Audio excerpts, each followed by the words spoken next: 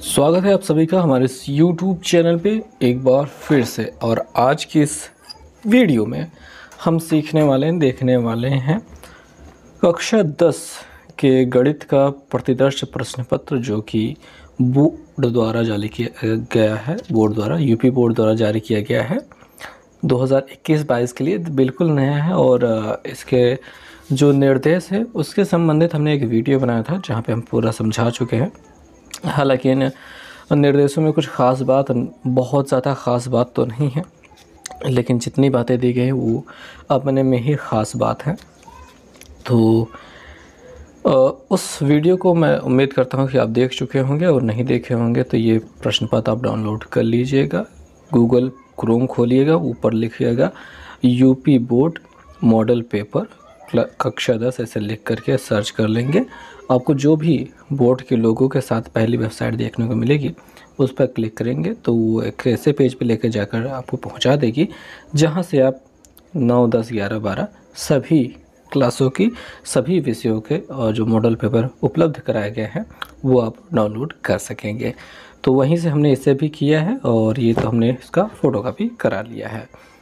तो आज की इस वीडियो में हम इसके सॉल्यूशन को लेकर आए हैं और धीरे धीरे सारी चीज़ें क्लियर करेंगे। कोई जल्दी नहीं लेंगे, हालांकि बोर्ड का पेपर बहुत नज़दीक है, पर फिर भी हम इसे धीरे धीरे ही करने वाले हैं। तो पहले प्रश्न के साथ हम शुरुआत करेंगे, जो कि बहुविकल्पी प्रश्न होता है। तो वो यहाँ पे देखने को मिल जाता है। तो ये एक तो बहुविकल्पी प्रश्न है, सभी प्रश्न 1 नंबर के हैं। टोटल प्रश्नों की संख्या अगर देखी जाए तो 6 हो जाती है, बस इतनी सी बात है। और जिनको भी कॉपी लिखने की बात समझनी हो तो वो ऐसे समझ सकते हैं कि बहुविकल्पी प्रश्नों को हमने ऐसा कुछ लिखने का प्रयास किया है। अगर आप भी ऐसा प्रयास करना चाहेंगे तो ऐसा कर सकते हैं। बाकी मुझे तो लगता है कि ये काफ़ी अच्छा है जैसा कि मैंने लिखा है। ऊपर प्रश्नोत्तर संख्या 1 लिख दिया, 1 लाइन छोड़ा, या फिर आप बोर्ड की कॉपी में 2 लाइन छोड़ सकते हैं और फिर का डाल दिया। हमने पूरा प्रश्न उतार दिया क्योंकि 1 लाइन का था ही ये प्रश्न। हमने ये वाला हिस्सा नहीं उतारा है, हमने जो का वाला हिस्सा है ये 1 लाइन उसे उतारा है और उसका जो भी सही विकल्प है वो यहाँ पे हमने उत्तर लिख करके ऐसे लिख दिया है। आप चाहे तो उत्तर ना लिखें, खाली सीधा सीधा विकल्प लिख करके आगे लिख दें। चाहे तो 1 लाइन छोड़ भी सकते हैं उत्तर को लिखते वक्त। इसमें भी इस नए प्रश्न को लिखने के लिए 1 लाइन की गैपिंग दे देंगे और इसमें भी 1 लाइन की गैपिंग दे दें तो एक अच्छा लुक आएगा, मे बी पॉसिबल। तो और यहाँ पे देखेंगे, जब यहाँ पे ये प्रश्न समाप्त हो गया है और 4 तक हमने पूरा लिख लिया है, अब जब नए प्रश्न को लिखने की बारी आएगी तो हम कभी भी यहाँ पे भले भी कुछ जगह बची हुए तो प्लीज़ यहाँ पे मत लिखिएगा, ये सबसे ज़रूरी बात है। उसके लिए नए पेज का प्रयोग करें और प्रश्नोत्तर संख्या 2 लिखें। आप चाहे तो ऊपर लिख सकते हैं, ऐसे सटा के लिख सकते हैं, या फिर इसमें लिख सकते हैं। आपकी जहाँ पे मर्ज़ी का है वहाँ पे लिखिए, बस अच्छा लिखिएगा। और अब इसमें शुरुआत कर सकते हैं हम हल की, क्योंकि ये तो बस ऐसे ही जो कॉपी मिलती है आपको दुकान पे वैसे वाला है। बोर्ड की कॉपी ऐसे बिल्कुल भी नहीं होगी। और याद रखें, थोड़ा सा बता दें, हालांकि आप लोग तो जान ही गए होंगे, आप इतना दिन से पेपर दे रहे हैं तो जिस पे नाम लिखना है उसको तो कुछ आंसर लिखने के लिए प्रयोग नहीं किया जाता है। खैर, इनको हटाते हैं और प्रश्नों के हल पर आते हैं। एक एक प्रश्न को हल करेंगे, तो एक एक प्रश्न को देखना शुरू करते हैं। तो भैया पहले प्रश्न के साथ शुरुआत करते हैं। कहा गया है कि निम्नलिखित में से कौन सा सहअभाज्य संख्याओं का युग्म है? सहअभाज्य संख्याओं का युग्म, सहअभाज्य का मतलब ये होता है भैया, देखिए यहाँ पे जो सहअभाज्य लिखा है इसका मतलब होता है जो साथ साथ अभाज्य यानी जिनका मासा जो होना चाहिए। सहअभाज्य संख्या वो होती है जिनका मासा जो होता है वो 1 होता है, यानी कुछ भी कॉमन गिनती से वो नहीं करती हैं। फॉर एग्ज़ाम्पल जो अपने पास ये 14 है और 35 है, अगर आप ध्यान से समझोगे तो 14 जो होता है वो 7 दूनी 14 हो रहा है, और 35 जो होता है 5 सते 35 हो रहा है। इसमें कॉमन क्या है? 7 है, तो इसका मासा तो 7 हो गया। तो और ये 7 से दोनों कट रहे हैं, तो ऐसे में क्या है, ये सहभाज्य नहीं है। 18 की बात करें तो भैया, और 25 की बात करें, 25 जो होता है 5 गुणते 5 होता है, और ये इसमें खाली 5 5 हैं। 18 5 से कटता नहीं है। ये 9 दूनी 18 होता है। हम इसका और गुणनखंड करना चाहें तो 3 गुणते 3 गुणते 2 कर सकते हैं। 3 3 9 दूनी 18, और इसका मासा क्या हो रहा है, 1 हो रहा है, क्योंकि इसमें कुछ भी कॉमन नहीं है। तो इस प्रकार से ये प्रश्न जो है, प्रश्न का हल मिल गया है, उत्तर मिल गया है। बाकियों को आप चेक कर सकते हैं, सभी में कुछ न कुछ कॉमन मिल जाएगा। और आगे बढ़ा लेते हैं बातों को, क्योंकि इसका उत्तर तो मिल ही गया है, कुछ बचा तो है नहीं इसमें। अब खा वाला प्रश्न में कहा गया है कि द्विघात समीकरण 3x² - 4x = 0 के मूलों का गुणनफल क्या है। तो बहुत सही बात है यहाँ पे, ये मूलों का गुणनफल। अगर हम यहाँ पे एक द्विघात समीकरण को देखें तो द्विघात समीकरण ax² + bx + c होता है, और समीकरण है तो बराबर 0 लगा लेते हैं। और इसके जो मूलों के गुणनफल और योगफल है, ये देखिए गुणनफल कहाँ से मिलता है, योगफल पहले अल्फ़ा + बीटा बराबर होता है -b/a। ये तो रटने वाली चीज़ है, ठीक। और गुणनफल जो होता है अल्फ़ा × बीटा बराबर c/a होता है। ये भी रटने वाली चीज़ है। अगर ये आपको याद नहीं है तो काफ़ी मुश्किल में हैं आप, ठीक। और मूलों के गुणनफल की बात कर रहे हैं, यानी इसकी बात कर रहे हैं, यानी c/a की बात कर रहा है। अब इस समीकरण की तुलना अगर इससे करें, जैसे 3x² है तो हमें यहाँ पे 3x² -4x है तो -4x, और +c वाला कोई मटेरियल है नहीं तो +0 = 0 अगर कर दें तो उसके साथ समानता ये रखने लगेगा, ठीक है जी। यहाँ पे c वाला कोई मटेरियल है नहीं, तो a का मान 3, b का मान -4 और c का मान 0 दिखाई दे रहा है। गुणनफल क्या, गुणनफल ये हमको याद करना है, और इनका गुणनफल क्या होता है, c/a होता है, तो c = 0 हो गया, अपॉन a = 3 हो गया। तो 0/3 का मतलब क्या होता है, 0 होता है। 0 में किसी भी संख्या से भाग करते हैं तो 0 ही प्राप्त होता है, आप उसमें कुछ कर नहीं सकते हैं। तो ऐसे स्थिति में पहला वाला विकल्प तो आपका हो गया सही। और क्या लगता है इसमें कि आप लोग कर पाएंगे। इस प्रकार के और भी बहुत सारे प्रश्न मिलने वाले हैं, हालांकि एग्ज़ाम में आए ऐसा ज़रूरी नहीं है, पर आपकी ज़िंदगी में बहुत बार ये प्रश्न मिलेगा। खैर, आगे की बात कर लेते हैं। गा वाला प्रश्न एक त्रिभुज से संबंधित प्रश्न आ जाता है। त्रिभुज में काफ़ी अच्छा वेटेज है प्रश्नों का, तो उसमें आनंद होता है था। त्रिभुज, समरूप त्रिभुज की विशेषताएं होती हैं। समरूप त्रिभुज की क्या विशेषताएं होती हैं। पहला वाला विकल्प देखें, उनकी संगत भुजाएं समानुपाती होती हैं। हाँ, यह सही है। उसके संगत कोण बराबर होते हैं, ये भी सही है। मतलब दोनों सही है, उपर्युक्त में से दोनों, ये वाला विकल्प आपको लगाना है। इनमें से कोई नहीं तो बात ही खत्म हो गई। तो आपको तीसरा वाला विकल्प लगाना है। कारण यही है क्योंकि पहला और दूसरा दोनों सही है, इस वजह से तीसरा लगाना है, जिसमें कहा गया उपर्युक्त में से दोनों। समझ में आ रही बात, बहुत बढ़िया। अब घा वाले प्रश्न की बात कर लेते हैं। पन्नों को घुमा घुमा के हमने यहाँ पे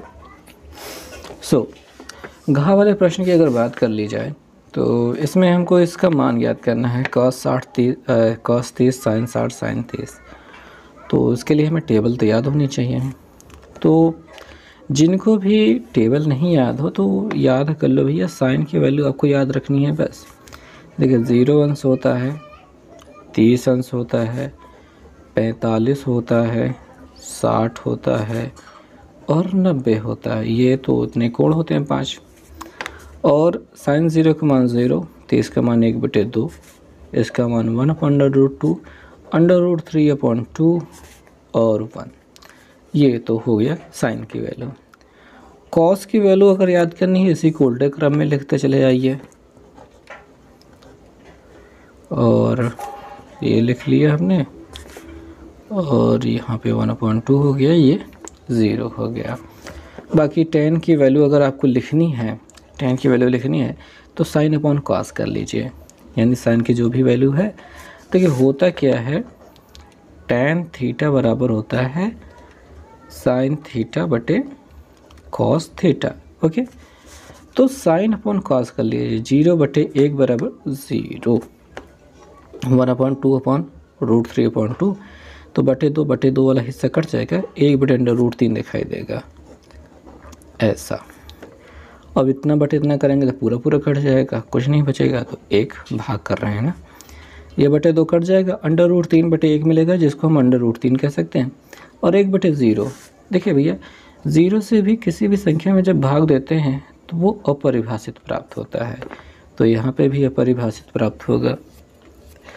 और अगर आपको कॉट की वैल्यू लिखनी है तो क्या करेंगे, इस tan वाली जो भी वैल्यू मिली है इसको उल्टे क्रम में लिखते चले जाओ, यानी ऐसा। ठीक है, पक्का समझ में आ गया। और उसके बाद सेक की बारी आ जाती है। सेक वाला देखो, सेक को अगर याद करना है तो भैया जो सेक होता है, सेक थीटा होता है, वो होता है 1/cos थीटा। परफेक्ट। जो भी cos की वैल्यू है उसको उल्टा लिख दो। जैसे ये 1 लिखा है तो क्या है, 1 इसके बटे 1 लगा सकते हो, तो इसको जब उल्टोगे तो 1/1 मिल जाएगा और इसका मान भी क्या होगा, 1। इसको उलट दो, 2/√3 कह दो, इसका मान उलट के √2 कह दो भैया, इसका मान 2 कह दो, और देखो जो 0 है उसके बटे में 1 लगा सकता है, इसको उल्टोगे तो 1/0 हो जाएगा, और अभी बताए थे 1/0 बराबर इनफाइनाइट, तो यहाँ पे अपरिभाषित इनफाइनाइट। कॉसेक की वैल्यू लिखनी है तो अपरिभाषित लिख दो, उल्टा देखो इसी सेम चीज़ को उल्टा लिखते चले जाओ उल्टे क्रम में, पहले इसको लिख दो, फिर ये हो गया और ये हो गया। शुरू में हमको भी टेबल देख करके बहुत डर लगता था, और उसके बाद फिर एक सीक्वेंस समझ में आ गई, तो फिर पता चला कि यार ये कुछ है नहीं, बस आपको साइन की वैल्यू याद करनी है, बाकी की वैल्यू पूरी आपको याद हो जाएगी। ओके, क्लियर है बात है? उम्मीद है आपको समझ में आ गया होगा ये पूरा टेबल, और इसमें अब मान रख सकते हैं। आइए चले देख लेते हैं। तो हमारे पास क्या है, cos 60 है। cos 60 का मान क्या होता है, cos 60 का मान वही होता है जो sin 30 का मान होता है। ठीक है, cos 60 का मान वही होता है जो sin 30 का होता है, तो sin 30 का मान क्या होता है, 1/2 होता है, तो इस वजह से यहाँ पे आ गया 1/2। जोड़ते हैं, cos 30 का वही मान होता है जो sin 60 का मान होता है, sin 60 का मान क्या होता है, √3/2। हो गया, गुड। माइनस sin 60 का मान तो √3/2 होता है, और sin 30 का मान 1/2 होता है। परफेक्ट, वो तो याद ही है। इन दोनों को गुणा करने पर √3/4 हो जाएगा, 2 दूनी 4, यहाँ पे भी √3/4। सेम उसी गिनती में उससे गिनती को घटाओ, क्या मिल जाएगा, 0। कई बच्चे इसमें मेहनत करने लगते हैं, LCM 4 लेते हैं कुछ लोग, फिर 4 √3 माइनस √3 लिखते हैं, फिर 0/4 लिखते हैं, फिर कहते हैं सर 0/4 तो कहीं है ही नहीं है। वो भी अद्भुत लोग हैं, या फिर कुछ समझदार लोग होते हैं तो 0 जो कह पाते हैं। तो ये बात समझ में आई ना? तो ज़्यादा दिमाग नहीं लगाना है, आप बहुत ज़्यादा दिमाग लगाओगे तो खर्च हो जाओगे, तो कोई मतलब नहीं है। ओके, इस प्रश्न की बात कर लेते हैं, अगले वाले प्रश्न की, जिसमें हमको निम्नलिखित में से कौन सी केंद्रीय प्रवृत्ति की माप नहीं है, ये पूछा जा रहा है। तो भैया आप छोटी सी बात बता दें, सांख्यिकी एक चैप्टर आपने पढ़ा था, सांख्यिकी, जिसमें माध्य माध्यिका बहुलक निकाला था आपने क्या नहीं निकाला था, मानक विचलन नहीं निकाला था। हालांकि मानक विचलन भी वहाँ पे प्रयोग किया गया था, पर निकाला नहीं था एक फार्मूले की तरह का प्रयोग करके। ठीक है, तो केंद्रीय प्रवृत्ति की माप जो है ये तीनों हैं, और कौन नहीं है, मानक विचलन नहीं है। पहले जो यूपी बोर्ड में बुक्स चलती थी उनमें माध्य माध्यिका बहुलक वाला जो पूरा चैप्टर था उसको सांख्यिकी ना कह करके केंद्रीय प्रवृत्ति की मापे कहा जाता था। तो उसी वजह से अंदाज़ा लग गया था हमें कि भैया यही हो रही बात है, नहीं तो हम भी खोजते कि केंद्रीय प्रवृत्ति की माप क्या है। लेकिन आपको याद रखना है कि माध्य माध्यिका बहुलक जो होते हैं केंद्रीय प्रवृत्ति की माप है। केंद्रीय प्रवृत्ति का मतलब क्या होता है, केंद्र क्या होता है, किसी भी वृत्त का केंद्र क्या होता है, एकदम बीचों बीच वाला हिस्सा। ठीक है, तो केंद्रीय प्रवृत्ति यानी बीचों बीच प्रवृत्ति मतलब होता है एक प्रकार का गुण जो उसको बीच वाले हिस्से तक पहुंचाने की कोशिश करे। तो केंद्रीय प्रवृत्ति की माप का मतलब हो गया किसी भी आंकड़ों का ऐसी माप, ठीक है, ऐसा मान जो उसके केंद्र को दर्शाए या फिर बीचे बीच या फिर एक प्रकार से औसत को दर्शाए। तो जो माध्य होता है वो तो बीचों बीच हो वही करता है। माध्यिका भी बीच में ही होती है जो बीच में हो, बहुलक भी जो सबसे ज़्यादा बार आया हो, तो वही सारी चीज़ें केंद्रीय प्रवृत्ति की माप कहलाती हैं। परफेक्ट। नेक्स्ट क्वेश्चन पे चलते हैं। और यहाँ पे क्वेश्चन में कहा गया है कि दो बिंदुओं के निर्देशांक इतने इतने दिए गए हैं, इन बिंदुओं से बने रेखाखंड का मध्यबिंदु के निर्देशांक क्या होंगे। देखो भाई बात ये होती है कि मध्यबिंदु के निर्देशांक, अगर कोई बिंदु यहाँ पे है x1 y1, यहाँ पे दूसरा बिंदु है x2 y2, इसको मिलाने वाला रेखाखंड है, यहाँ पे बीचों बीच एक बिंदु है x, y। इस x और y के लिए क्या निर्देशांक होता है, x के लिए होता है x1 प्लस x2 बटे 2 और y के लिए क्या होता है y1 प्लस y2 बटे 2। और इसको एक संयुक्त रूप से भी कहा जाता है कि x, y बराबर कहा जाता है x1 प्लस x2 बटे 2 y1 प्लस y2 बटे 2 ऐसा कहा जाता है। इन दोनों चीज़ों में कोई फ़र्क नहीं है, दोनों ही चीज़ें समान रूप से काम करती हैं, बहुत बेहतर चीज़ है। और अब जब इस बात को समझ लिया है तो मध्य बिंदु को निकाल, इन दोनों को मिलाने वाले मध्य रेखाखंड का मध्य बिंदु अगर निकालना है तो क्या मतलब क्या लगता है, इसका x क्या है -8, इसका x क्या है 0। -8 और 0 को जोड़ने पे क्या होता है -8 होता है और 2 से भाग करने पे क्या मिलता है -4 मिलता है। परफेक्ट। 0 और -8 ये दोनों y हैं, y1 y2 है, जोड़ेंगे तो -8 मिलेगा, 2 से भाग करेंगे क्या मिल जाएगा -4 मिल जाएगा, यानी कि -4, -4। समझ में आ रही बात, ये जो होगा वही उत्तर होगा और वो यहाँ पे है नहीं, अगले पेज पे है। तो बात को समझनी होगी कि मध्य बिंदु का निर्देशांक का जो सूत्र होता है वो अगर आपको याद रहता है तो आप आसानी से पहुँच पाते हैं, अन्यथा आपके लिए मुश्किल तो होगी ही। और अब दूसरे प्रश्न पे आ जाते हैं, इसका उत्तर तो सही हो गया भैया, ये तीसरा वाला। और अब हम दूसरे प्रश्न पे आ जाते हैं। क्या लिखा है इस प्रश्न में, दूसरे का मैं इतना सब क्यों डाल रहा हूँ।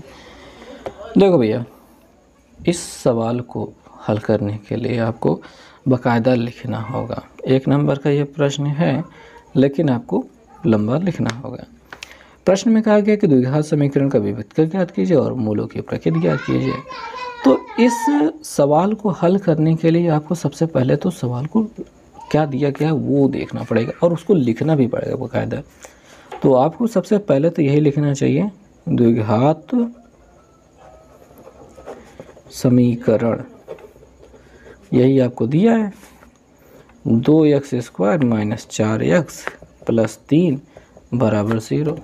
और अब क्या करना है, अब इसकी घातों अब तुलना करनी होगी और हमको निकालना पड़ेगा a, b और c का मान। ठीक है, ऐसा कहना होगा कि समीकरण की तुलना ax² + bx + c = 0 से करने पर। याद रखिएगा, चीज़ों को बहुत अच्छे से लिखना है, जितना अच्छा लिखते हैं जितनी अच्छी राइटिंग होगी। ये देखिए ये कितना गंदा लिखा है, जितना अच्छा आप लिखेंगे उतना अच्छा नंबर मिलेगा। इस का पे तो भैया कोई क्या करे भाई, 0 भी कोई ना दें, काट देंगे। अच्छा नहीं लग रहा है ना, अच्छा लगना चाहिए। तो इसका गुणांक हम लिख रहे हैं।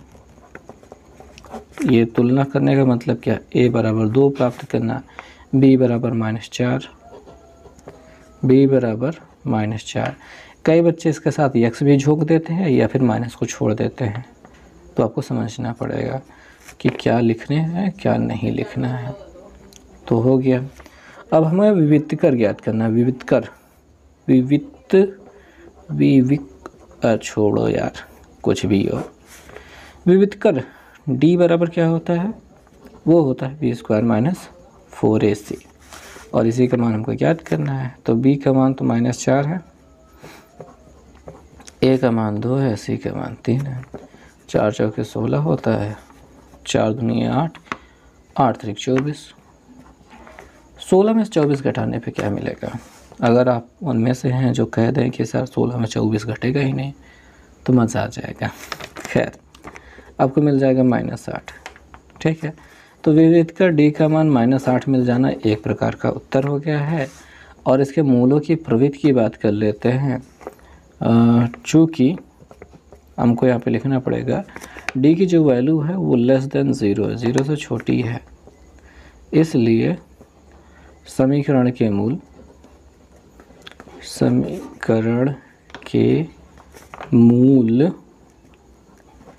काल्पनिक होंगे। और याद रखें, होंगे, सॉरी यहाँ पे बिंदी नहीं रहेगी, होंगे। सबसे ज़रूरी बात यह है कि लास्ट में कंक्लूज़न लिखना।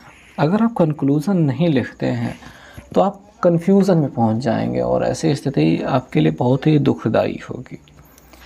और अभी तक हम केवल दूसरे के पहले प्रश्न तक पहुंचे हैं और 20 मिनट 21 मिनट का समय बीत चुका है, पर कोई बात नहीं, हम बहुत ही आराम से लिखने वाले यहाँ पे हैं और आराम से चलते भी जाएंगे।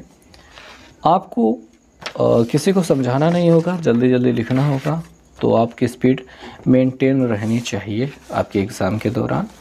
ठीक, तो यह पूरी प्रक्रिया बहुत अच्छे से चल रही है, धीरे धीरे चल रही है, और अब हमने धीरे धीरे पढ़ाने का ही फैसला किया है, क्योंकि हमने बहुत ज़्यादा बर्डन बोझ लेकर के बहुत स्पीड में पढ़ाने के लिए हांफने लग जाते थे पढ़ाते पढ़ाते, वीडियो रिकॉर्ड करते हुए, और एडिटिंग में तो और हालत ख़राब हो जाती थी। तो इसलिए हमने चीज़ों को थोड़ा सा आराम से स्लोली चलाने के लिए अब प्रयास करना शुरू कर दिया है। ये नए प्रकार का वीडियो बनेगा, अब आगे की जितनी भी वीडियोस बनेंगी ऐसी ही लंबी बनेंगी, आराम से चलेंगी, पूरी चीज़ें समझते हुए चलेंगे, कोई टेंशन नहीं लेके चलेंगे।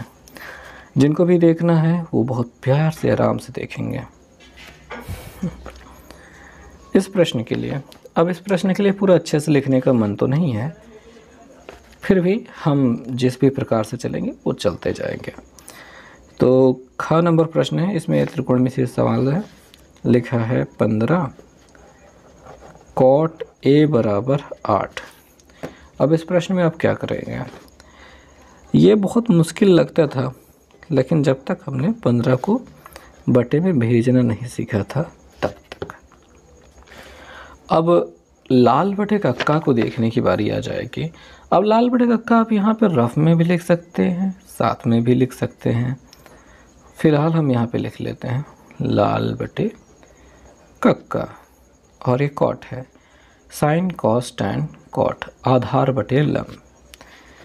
तो इसके बराबर है ये आधार बटे लंब। हमें कर्ण चाहिए, एक त्रिभुज भी बना लें, और अगर इसे पटरी से खींचे तो बेहतर रहेगा, पर छोड़ो यार, कौन पटरी यूज़ करता है, काम तो ऐसे ही हो जाएगा। हालांकि पटरी का प्रयोग करना आपके इस चित्र को बेहतर लुक देता है। आइए कंपैरिजन कर लेते हैं, एक पटरी वाले चित्र से एक बिना पटरी वाले चित्र से। ये हमने पटरी से खींचा, हालांकि इसको स्केल कहते हैं, पर पटरी हमेशा से आदत बनी है। वैसे तो मैं बहुत आलसी इंसान हूँ, लेकिन जब कंपेयर करने की बात आती है तो एक ही चित्र को 2-2 बार बना देते हैं। अब दोनों में आप तुलना कर सकते हैं कि आपको कौन सा पसंद है। ख़ास तौर से एक महत्वपूर्ण बात जो आपको बताना था कि ये जो ए दिया गया है, इसी ए को देख करके हमने यहाँ पे ए लिखा है, इस साइड में नीचे ए लिखा है। अगर यहाँ पे सी होता तो हम सी लिखते हैं, और अगर थीटा होता तो थीटा को यहाँ पे घुसाते हैं, यहाँ पे अपनी मर्ज़ी से ए बी सी घुसा देते हैं। ठीक, ए बी सी हम कहीं पे भी लिखने के लिए स्वतंत्र हैं, लेकिन चूँकि अगर यहाँ पे ए है तो यहीं पे ए लिखो, अन्यथा आप कहीं भी लिख सकते हैं। खैर अभी आगे बात को बढ़ाना था, तो क्या किया जाएगा। आपका आधार तो मिल गया है 8 और इसके साथ में के भी प्रयोग किया जाता है। आज हम के के साथ प्रयोग करने वाले हैं और जो आपका लंब है वो 15 के होगा। ठीक है, ये परफेक्टली आपको समझना होगा। ये आधार 8 के हो गया, ये 15 हो गया, कर्ण कितना होगा वो हो जाएगा शायद 17 होना चाहिए। पहुँचेंगे वहाँ तक। फ़िलहाल हम यहाँ पे पाइथागोरस प्रमेय से लिखेंगे, ऐसा लिखना पड़ेगा आपको, पाइथागोरस प्रमेय से। तो कर्ण, डायरेक्ट कर्ण लिखते हैं, अंडर रूट बनाते हैं और यहाँ पे लंब स्क्वायर प्लस आधार स्क्वायर लिख देते हैं। अंडर रूट बना दिया तो उधर कर्ण सब हो गया, वो समझने लेगा अपना। बहुत छोटा लिख दिया था। लंब तो अपना ये, अब लंब लिखो पहले या फिर कर्ण लिखो कोई फ़र्क नहीं पड़ता, आधार लिखो कोई फ़र्क नहीं पड़ता, बट लिख लिया है तो वैसे ही लिख लेते हैं। जो भी सीक्वेंस रहे आपको थोड़ा सा ध्यान देना होता है। पहले तो ये ध्यान देना होता है कि सीक्वेंस कर्ण किधर रहेगा, लंब आधार किधर रहेगा। फिर उसके बाद जब और अच्छा समझ में आ जाता है तो ये समझ में आता है कि आधार और लंब कैसे भी लिख सकते हो, कोई दिक्कत नहीं है, बट कर्ण को समझना होता है। खैर 15 में 225 होता है, के स्क्वायर 8 8 64, के स्क्वायर जोड़ लेते हैं, 4 5 9, 6 2 8, 17 में 289 होता है, तो ये 17 और के मिल जाएगा। तो हमारा जो कर्ण है वो बाकायदा प्राप्त हो चुका है। अब बहुत ही ख़ास बात जो हम आपको बताना चाहेंगे कि इस प्रक्रिया में आपके पास इधर काफ़ी जगह बची रहेगी, पर उसका यूज़ कहीं नहीं करना है। ये नहीं कि आप जो भी अगली वैल्यू निकालने वाले हैं वो यहाँ पे काम चलाओ रखें, ऐसा कुछ न कीजिएगा। साइन ए की वैल्यू निकालनी है, सेक ए की वैल्यू निकालनी है, तो हम यहाँ पे आ जाते हैं, लिख लेते हैं अपना साइन ए जो हमको निकालना है। तो साइन ए लिख लिया, यहाँ पे सेक ए लिख लिया। सो साइन ए बराबर क्या होता है, यहाँ पे आ जाते हैं, लंब बटे कर्ण होता है। तो यहाँ पे लिख लेते हैं लंब बटे कर्ण, और लंब तो अपना है कितना, वो तो था 15 वाला और कर्ण है 17 वाला। कैसे के कैंसिल, 15 बटे 17 कर लिया।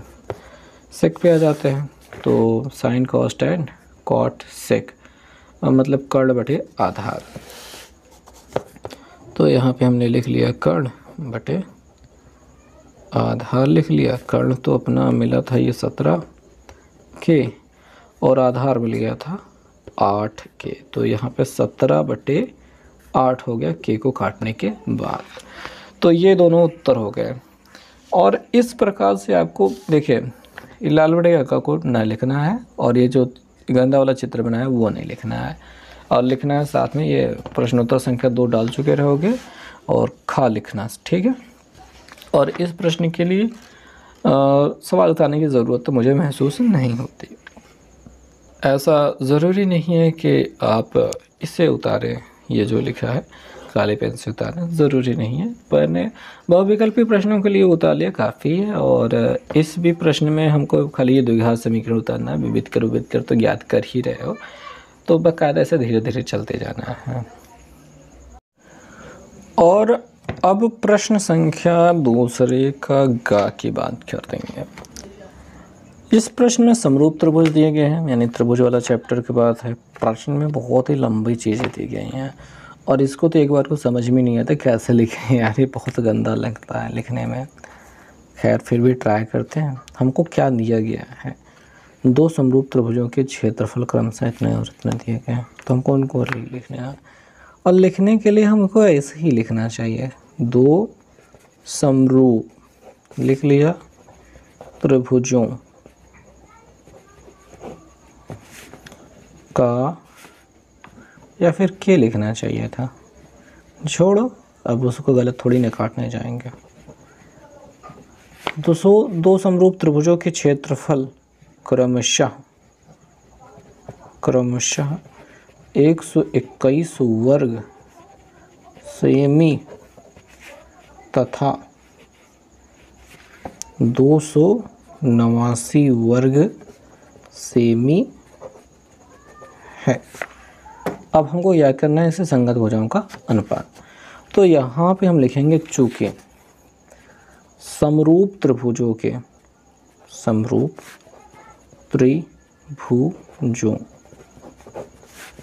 के जो है क्षेत्रफलों का अनुपात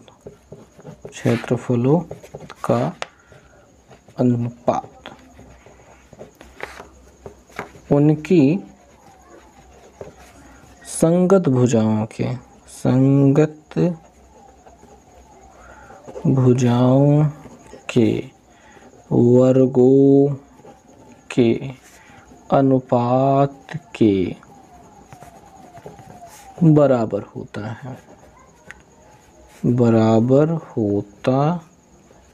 है, ऐसा लिखेंगे। तब क्या हो जाएगा, पहले त्रिभुज का क्षेत्रफल बटे दूसरे त्रिभुज का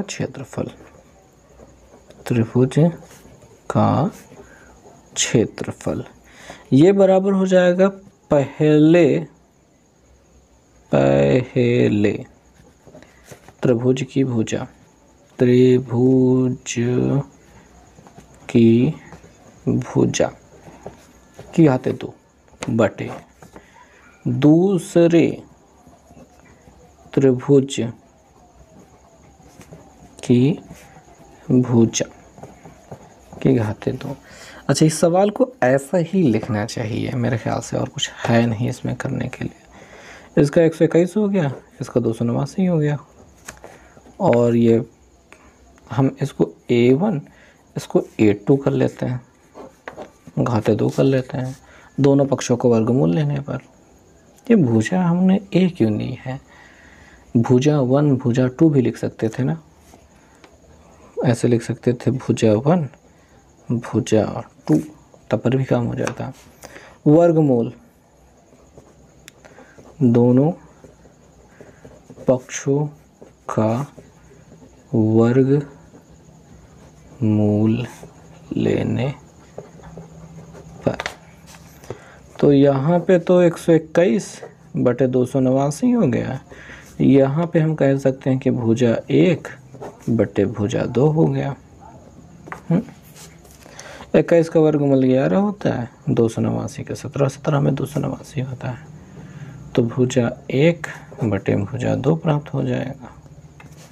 तो यहाँ पे वही अनुपात मिल गया 11:17। तो यहाँ पे ज़्यादा मेहनत नहीं करते हैं, बस यही लिखते हैं अभीष्ट अनुपात 11:17 है, ऐसा लिख देंगे और यही कंक्लूज़न होगा। तो मतलब ठीक है, राइटिंग अच्छी नहीं है बट लिख लिया है और ये पर्याप्त है। और अब इस सवाल पे चलते हैं जो कि घ वाली सवाल है। तो इस सवाल में हमें माध्यमाधिका बहुलक तीनों एक साथ मिल जा रहे हैं और इनको रिलेटेड मतलब इनको लेकर के एक फॉर्मूला होता है जो बहुत छोटा मिलता है, बहुत आखिर में मिलता है, बट उस पर कोई ध्यान नहीं देता शायद, लेकिन जब सवाल मिलते हैं तो ध्यान देना पड़ता है। तो भाई प्रश्न है कि यदि किसी बंटन मतलब वही अपना आंकड़े कह सकते हैं, कब माध्य 16 है बहुलक 13 है, तो माध्यिका ज्ञात कीजिए। तो भैया इस प्रश्न के लिए हमें माध्य दिया गया है तो वो तो लिख ही लेंगे भाई। किसी भी सवाल को हल करने के लिए जो भी दिया गया वो छाप लो। बहुलक दिया गया है 13 छाप लिया। माध्यिका याद करनी है, ये हो गया, क्वेश्चन मार्क लगा दिया। अब सूत्र की बारी आ जाती है। देखो बच्चों, सूत्र कैसे आपको याद करना है। देखो ये जो बहुलक है, पहले हम लिख लेते हैं फिर बताते हैं।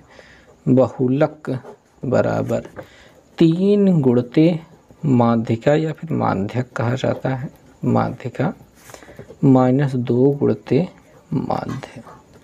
फार्मूला क्या है? फार्मूला ये है कि माध्य में मानो कि 2 अक्षर है इसलिए 2 से गुणा, माध्यिका में मानो 3 अक्षर है तो 3 से गुणा, ठीक है, 3 से गुणा। तो इनको गुणा करके साथ में रख लिया, बीच में माइनस लगा दिया और ये बहुलक के बराबर है, ठीक है जी, परफेक्ट, समझ में आ गया, बढ़िया। अब हमें तो बहुलक दिया गया है 13, लिख लिया, और 3 गुणते ये माध्यिका हो गए, माध्यिका लिख लिया, और सॉरी बराबर था 2 गुणते माध्य, माध्य कितना है 16, ओके परफेक्ट। तो 13 बराबर ये 3 गुणते माध्य है, माध्यिका है, और 16 दूनी 32 हो रहा है, ओके ये माइनस में इधर जाने के बाद प्लस हो जाएगी, यानी 13 प्लस 32 हो जाएगा, और 3 गुणते माध्यिका हो रहा है। जोड़ देते हैं, 3 2 5 हो गया है, 3 1 4 हो गया है, 3 गुणते माध्यिका है। अच्छा, हमारे कोचिंग में जो बच्चे पढ़ते हैं उनको, जिनको हम कोचिंग में जाके पढ़ाते हैं, उनको इन गधों को ना हमने फार्मूला बता दिया, उसके बाद इसको हल करने को कह रहे थे, यहीं पे कबाड़ कर रहे हैं, उनको पक्षांतर करना नहीं आ रहा है। मैंने कहा यार मैं क्या पढ़ा रहा हूँ उन्हें। बॉड मास का रूल समझो भैया, एक तो बॉड मास छोड़ो, तेल ले गया वो, सिंपल सा रूल समझो कि पहले 16 दूनी 32 कर लेंगे, इस 32 को देखो माध्यिका निकालनी है, तो 32 को उधर भेजो, जाके उधर पहुंच जाए, तो माइनस में तो उधर जाके प्लस हो जाएगा, और 3 माध्यिका के साथ गुणा कर रहा है तो उधर जाके क्या करेगा, अब भाग करेगा। तो माध्यिका बराबर क्या मिल जाएगा, माध्यिका बराबर मिल जाएगा भैया 45/3, 3 एकम 3, 3 5 15, तो माध्यिका बराबर हो जाएगा 15। देखो भाई बात ये होती है, एक टीचर आपको क्या पढ़ा रहा है, आप हाई स्कूल में हो, इतना तो एक्सपेक्ट करता है कि आपको इसमें कोई दिक्कत नहीं हो कि भाई फार्मूला नहीं याद आ रहा है, चलो हम बता देते हैं, लेकिन इसमें भी कबाड़ा कर रहे हो, तो तुम पढ़ा क्या आखिर? सारी समस्या आपकी इसी पढ़ाई में है, आपको ये सिंपल सी लॉजिक जो लगाने वाला काम है वो नहीं आता है। आप ये माध्य माध्यिका बहुलक को कैसे एक्सेप्ट करोगे, आपके अंदर कैसे आएगा वो, ठीक है, इस चीज़ को एक्सेप्ट करो भाई, पक्षांतर पहले। खैर पक्षांतर अगर आपको आता है तो आपके लिए बहुत बढ़िया बात है, नहीं आता है तो भाई पहले वो सीखो, फिर आना है स्कूल में, आपको एडमिशन क्लास 1 में करा लेना चाहिए। खैर अब आ जाते हैं तीसरे सवाल पे। तीसरी सवाल जो है एक अपरिमेय सिद्ध करने वाला काम है, और 2 नंबर की सवाल ही क्यों है यार, ये इसका तो मुझे समझ में नहीं आता। ये गरीब इंसान कभी कभी 4 नंबर के सवाल में आता है, कभी कभी 2 नंबर के आता है, करना क्या चाहता है ये, मजाक हमारे साथ। खैर इसमें क्या है कि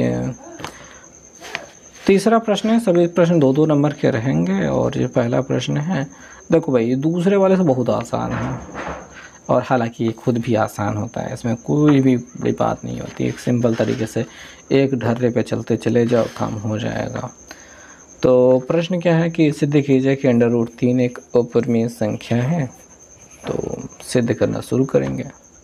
तो इस प्रश्न की शुरुआत तो यहीं से होती है, ये मानते हुए कि माना कि ये एक परिमेय संख्या है, मतलब जो भी यहाँ पे दिया रहा है, माना √3 एक अपरिमेय सिद्ध करना है, लेकिन पहले हमको परिमेय मानना होगा, परिमेय संख्या है ये मान लिया हमने, और उसके बाद फिर इसमें आगे भी चीज़ें जोड़नी पड़ेंगी, अतः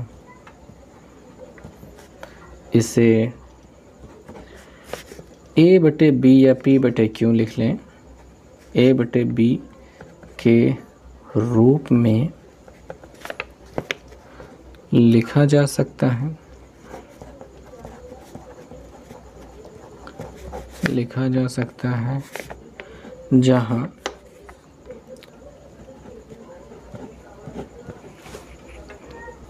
ए और बी, अपना जो ए और बी सह अभाज्य संख्याएं हैं। सहभाज्य के बारे में अभी थोड़ी देर पहले हमने समझा कि ऐसी संख्याएं जिनका मासा 1 हो तो वही सहभाज्य होती हैं। और यहाँ पे जो हमारे पास b है वो 0 के बराबर नहीं हो। अगर हर 0 हो जाएगा तो संख्या क्या हो जाएगी, थोड़ी सी दिक्कत में चले जाएंगे। और अब यहाँ पे ये भी है कि तथा a और b का उभय एक के अतिरिक्त अन्य कोई उभयनिष्ठ गुणनखंड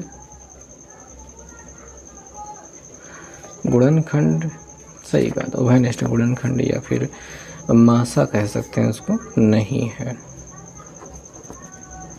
ऐसा कह लिया। अब जो आपका ये √3 है इसी को बराबर करेंगे a/b के। हालांकि इसमें ज़्यादा कुछ करना नहीं है, आपको ये करना है कि अंडर रूट हटाना है पहले बात तो। और इस अंडर रूट को हटाने का काम आप दोनों पक्षों का वर्ग करके कर सकते हैं। दोनों पक्षों का वर्ग करने पर ऐसे में ये 3 हो जाएगा और यहाँ पे a² और यहाँ पे b² हो जाएगा। इसको इधर भेज देते हैं तो इसका गुणा हो जाएगा। हम इसको a² बराबर 3b² के रूप में देख पाते हैं, जिसको एक समीकरण कह दिया जाएगा। अब यहाँ पे एक छोटी सी बात आपको समझनी है कि अगर कहीं दो गिनतियों को गुणा करने पर किसी तीसरी संख्या को प्राप्त किया जा रहा है तो ऐसे में इन दोनों से ही भाग देने पर ये जो है कट जाएगा। ठीक है, अगर आपको समझ में नहीं आ रहा तो हम आपसे ऐसे कह सकते हैं कि अगर हम 4 और 5 का गुणा करने पर 20 प्राप्त करते हैं तो 5 से भी 20 कट जाएगा और 4 से भी 20 कट जाएगा। तो वही चीज़ यहाँ पे दिखाई दे रही है कि 3 से भी a² कट जाएगा और b² से भी a² कट जाएगा। यही यहाँ से प्राप्त होता है। तो वही हमको आगे लिखना भी है कि यहाँ पे लिखना है कि जो अपना 3 है वो a² को विभाजित करता है। क्या करता है? विभाजित करता है।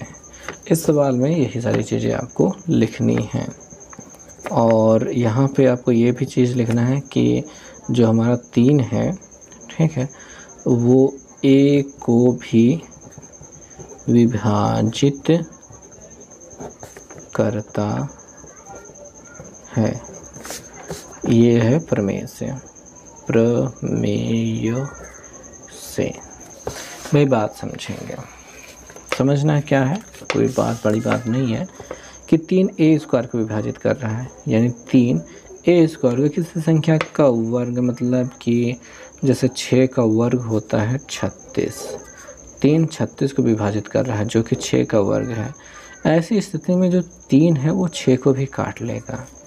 और अगर हम 3 से कोई ऐसी संख्या का वर्ग देखें जैसे 4 का वर्ग, तो 4 चौके होता है 16। क्या 3 16 को काट पाएगा? पॉसिबल ही नहीं।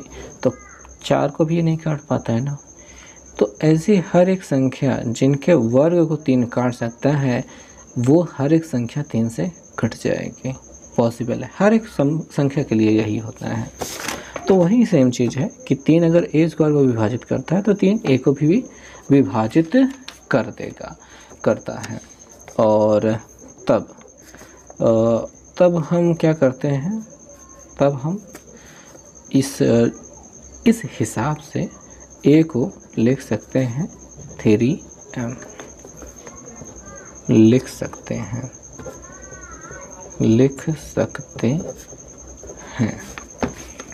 जहाँ m कोई पूर्णांक है। पूर्णांक है। कारण समझेंगे। जैसे कि 3 6 को काट सकता था, इसका मतलब क्या है कि जो अपना 6 है वो 3 गुणते समथिंग यानी कि 2 का गुणा करके मिलता है। अगर यहाँ पे कुछ और गिनती होती तो और भी आ सकता था, लेकिन 3 और इसका गुणा करके ही वो मिलेगा। तो वही सेम चीज़ है कि अगर 3 a को विभाजित कर सकता है तो a बराबर हो जाएगा 3 गुणते m, यानी a और m का गुणा करने पर मिल जाएगा। ये काम लिख सकते हैं। और अब हमको समीकरण 1 में जाना पड़ेगा। अब समीकरण 1 में a बराबर 3m रखने से हो गया क्या समीकरण में, तो a की जगह अगर हम 3m लिखते हैं तो हमको यहाँ पे 3m की घाते 2 प्राप्त होगी बराबर 3b² प्राप्त होगा। यहाँ पे थोड़ा सा वर्क करेंगे 9m² और यहाँ पे 3b², 3 से इसको काट देंगे 3 मिल जाएगा, 3m² बराबर b²। और इसको हम थोड़ा सा ढंग से लिखना चाहें तो ऐसा देखने को मिलता है। अब ये फिर से वही वाली सिचुएशन आ जाएगी, ये वाली यहाँ पे, ठीक है। तो हमें यहाँ पे क्या मिल जाता है कि जो हमारे पास ये जो 3 है वो b² को विभाजित करता है, विभाजित करता है। और फिर क्या हो जाएगा, 3b को भी विभाजित करता है, विभाजित करता है। सिचुएशन वही हो गई जो पहले थे, जो एक बार समझा चुके हैं। और ये क्या है भैया, आपका प्रमेय से हो रहा है। प्रमेय से एक प्रमेय था जो इस बात को समझाता था। हालांकि हमने आपको आम भाषा में इसको समझाने की कोशिश की थी और बस अब काम ख़त्म हो जाएगा। क्या यहाँ पे हमको 3 a को विभाजित करता है, 3 b को भी विभाजित करता है, यानी इन दोनों का मासा 3 हो गया। लेकिन हमने शुरू में मान के क्या रखा था, a और b का मासा क्या है, 1 के अतिरिक्त और कोई घनिष्ठ गुणनखंड नहीं है, यानी कि उनका मासा क्या है वो 1 के अलावा कुछ भी नहीं हो सकता है। अब यहाँ पे गलती हो गई, मतलब जो कुछ भी है गलती हो गई। तो अब हमको कंक्लूज़न लिखना है। इसमें मोस्ट इम्पॉर्टेंट बात तो यही है कि आपका कंक्लूज़न क्या है। तो यहाँ पे कंक्लूज़न ये लिखा जाएगा, अतः a और b में कम से कम एक उभयनिष्ठ गुणनखंड है, परंतु इससे इस तथ्य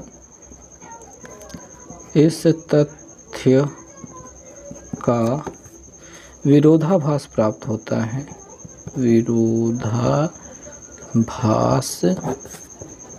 प्राप्त होता है कि a और b में a के अतिरिक्त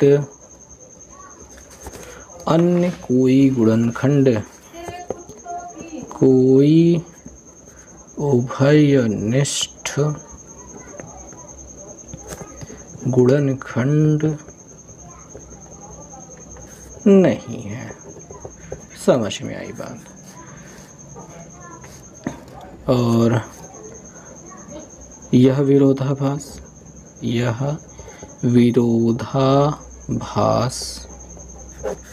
हमें इस कारण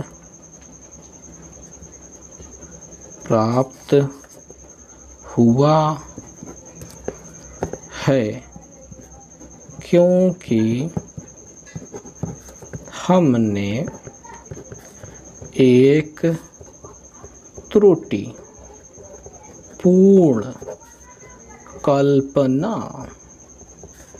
कर ली है कि √3 एक परिमेय संख्या है।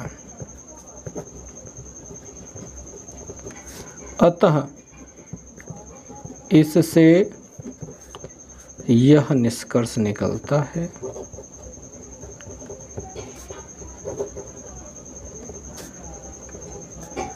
कि √2 एक अपरिमेय संख्या है। यहाँ पे होता है कंक्लूजन खत्म। इस प्रश्न को हमको समझाने और पूरा लिखने में काफ़ी समय लगा, और जाहिर सी बात है इस प्रश्न को ऐसा ही आपको लिखना होगा। 2 नंबर अगर प्राप्त करना है तो ये पूरी स्टेटमेंट ही लिखनी पड़ेंगे, और इसमें स्टेटमेंट के अलावा कुछ है भी नहीं। चलो बढ़िया बात है, ये काफ़ी कुछ कूल था। अगला वाला जो प्रश्न है इससे भी ज़्यादा कूल है, मतलब कम लिखना है, ज़्यादा नहीं लिखना है। मुझे सबसे ज़्यादा बोरिंग लगता है यही √3 को अपरिमेय सिद्ध करना, क्योंकि ये कर लेना देना कुछ नहीं है, मुहिम में खोजते रहो लिखते रहो। तो यही है बात। Okay, that's all. इसमें तो ख़त्म होगी बात। ख नंबर प्रश्न देखना है कि एक का मान ज्ञात कीजिए जिसके लिए निकाय इतना और इतना जो भी है अपरिमित रूप से अनेक हल हैं। तो हमें दोनों समीकरणों को लिखना है और शुरू हो जाना है। तो करते हैं इसको, कैसे किया जाएगा। पहले तो समीकरण को लिख लेते हैं। ax + 2y = 2 दिखाई दे रहा है, तो ऐसा करते हैं फ़िलहाल तो इसको ax + 2y - 2 = 0 कर लेते हैं, समीकरण 1। और दूसरा वाला जो समीकरण है वो 8x + ay = 4 है। तो ठीक है, ऐसा कर लेते हैं, उठा लाते हैं इधर। तो ये प्लस 8x हो गया, ये ay इधर लाए, -4 = 0 हो गया। समीकरण नंबर 2 हो गया। अब इन दोनों समीकरणों से हम निकालेंगे क्या भैया, कि समीकरण 1 की तुलना a1x + b1y + c1 = 0 से करने पर आपको a1 बराबर मिल जाएगा, वो a है, b1 बराबर मिल जाएगा 2 है, c1 बराबर मिल जाएगा -2 है। ठीक है, और जो समीकरण 2 है उसकी तुलना हमको करनी है a2x + b2y + c2 = 0 से करने पर। ठीक है जी, तो यहाँ से a2 = 8 मिल रहा है, b2 = a मिल रहा है, और c2 = 4 मिल जा रहा है, वो भी माइनस वाला, क्योंकि इसके साथ माइनस था, वो भी माइनस में था। अब यहाँ पे मेन बात ये है अपरिमित रूप से अनेक हल हैं। ठीक है भैया, चूँकि समीकरणों के अपरिमित रूप से अनेक हल हैं, तब इसलिए a1/a2 b1/b2 c1/c2 होगा। तीनों बराबर होंगे तभी अपरिमित रूप से अनेक हल हो पाता है। संपाती होना चाहिए, उसके लिए एक लाइन के ऊपर दूसरी लाइन का होना चाहिए। अगर पहले वाले दोनों a1/a2 बराबर नहीं है b1/b2 तब प्रतिच्छेदी होता है। अगर पहले दोनों बराबर हो गए, तीसरा बराबर नहीं है, तो क्या होता है, समांतर होता है। तीनों बराबर हो गए तो संपाती हो जाता है, और जब संपाती हो जाता है तो परिमित रूप से अनेक हल हो ही जाते हैं। अब यहाँ पे सब चीज़ों को रखो भैया, तो a1 की जगह a रख दिया और a2 की जगह 8 रख दिया, b1 की जगह 2, b2 की जगह a, c1 की जगह -2, c2 की जगह -4। और अगर इन दोनों की तुलना कर ली जाए तब पर भी क्या हो जाए, इसकी करोगे, इसकी करोगे, कुछ भी कर लो, हर जगह से सेम वही उत्तर आने वाला है। तो यहाँ पे हम क्या उठाते हैं, हम a/8 लेते हैं बराबर 2/a लेते हैं, क्रॉस मल्टीप्लाई कराते हैं, तिरछा गुणा, a का गुणा करते हैं तो a² हो जाता है। 8 यहाँ पे था तो 8 दूनी क्या 16 हो जाता है। तो a बराबर हो जाएगा क्या, √16। तो a बराबर क्या मिल जाएगा 4, ये हो जाएगा उत्तर। हालांकि यहाँ पे हम प्लस माइनस भी लिख सकते थे, ठीक है, तो प्लस माइनस दोनों मिल जाएगा ना, तो प्लस माइनस यहाँ पे काम चलेगा, ठीक है। तो पर सॉरी, प्लस माइनस दोनों नहीं चल पाएगा, थोड़ी सी गलती हो गई है।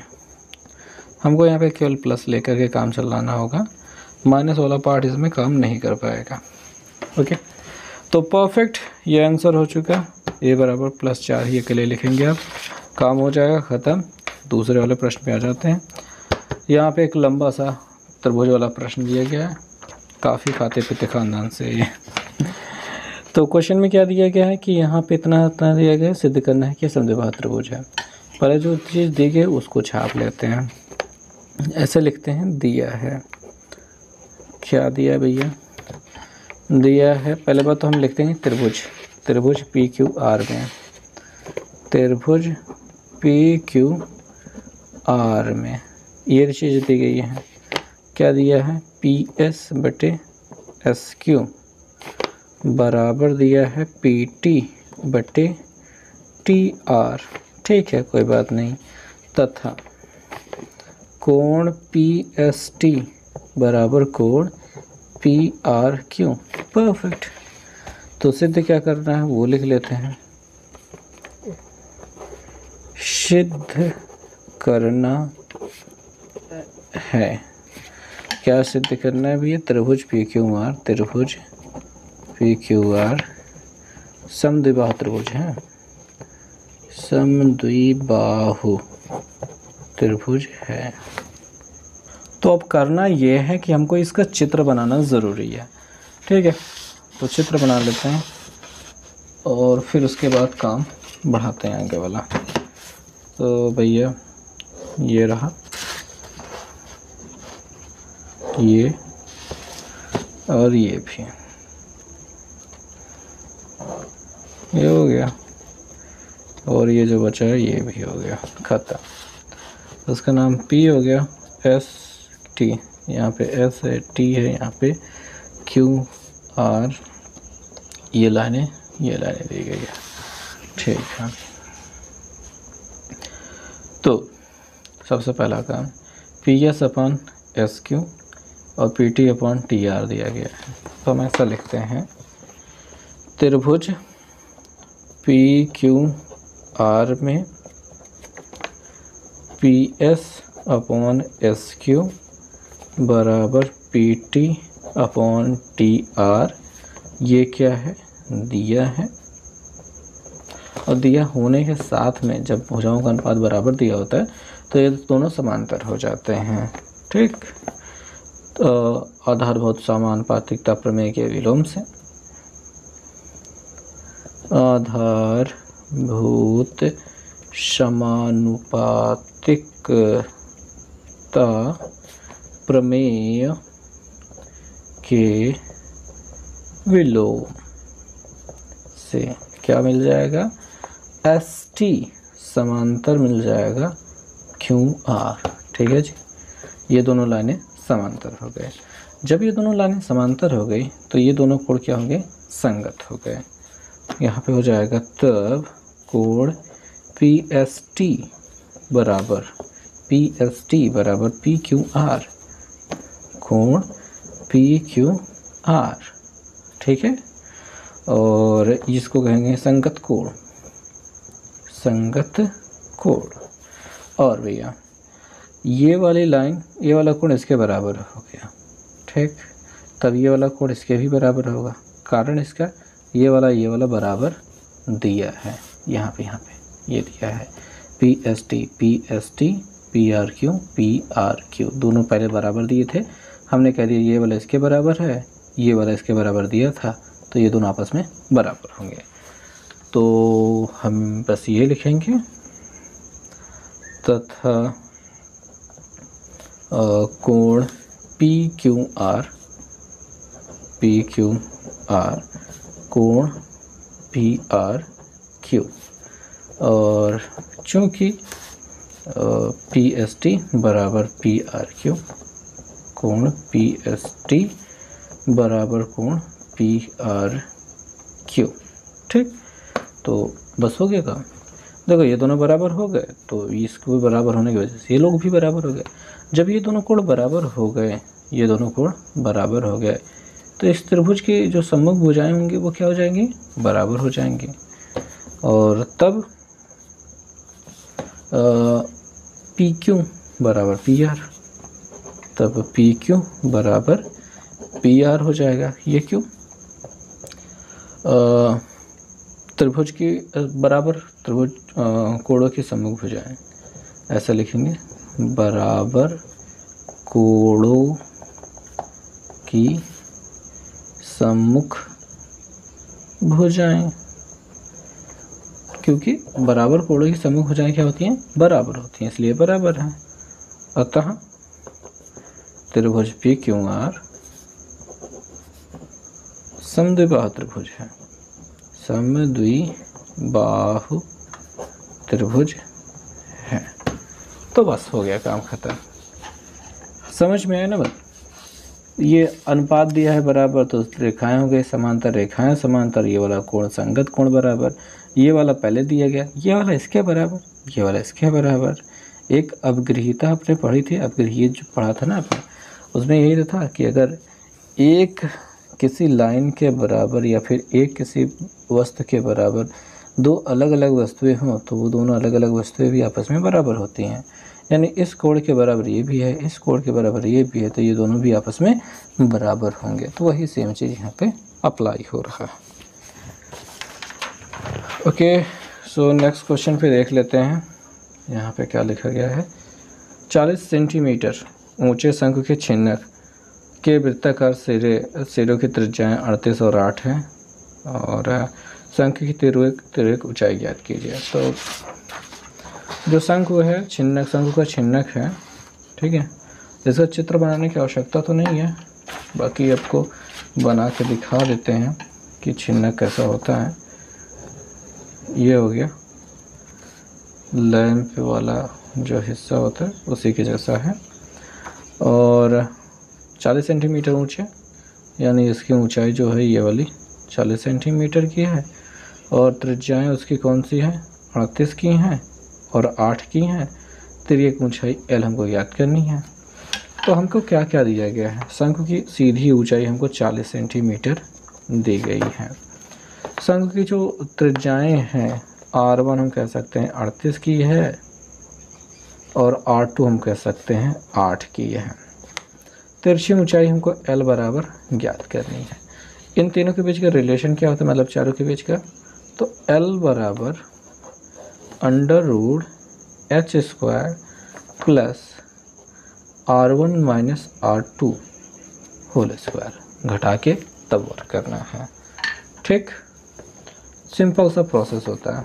h का मान तो अपना 40 है, वो रहेगा, प्लस इसका 38 माइनस 8, पहले घटा लेंगे फिर वर्क करेंगे, क्योंकि इसका प्रोसीजर वही है। ये नहीं कि आप इसका विस्तार कर लें, लोग 38 में 8 घटाने में कितना मिलता है, 30, इसका वर्क जाएगा। तो 4 चौके 1600 और 3 त्रिका 900, 16 9 25 होता है, तो ये हो गया 2500, और इसका जो वर्गमूल हो जाता है वो 50 हो जाता है। सो L की वैल्यू क्या मिली है, 50 centimetre. This is your answer. ठीक है, तो ऐसे जानने वाला है। हालांकि शुरू में आप थोड़ा सा अच्छे से लिख लीजिएगा। शंकु के छिन्नक की ऊंचाई h बराबर आधार की त्रिज्याएं R1 R2, ठीक है, ऐसा लिख लीजिएगा। तो ये तो ख़त्म हो गई बात। तो उम्मीद है समझ में आ रहा होगा और मज़ा आ रहा होगा करने में, समझने में। आगे की वीडियो में लेकर आएंगे हम ये चौथे, पाँचवें, छठवें, सातवें प्रश्नों को जो आते रहेंगे। तो आज की इस वीडियो में बस इतना ही। नेक्स्ट पार्ट कैसा बना है कमेंट करके ज़रूर बताइएगा। मिलते हैं नेक्स्ट वीडियो में। बाय।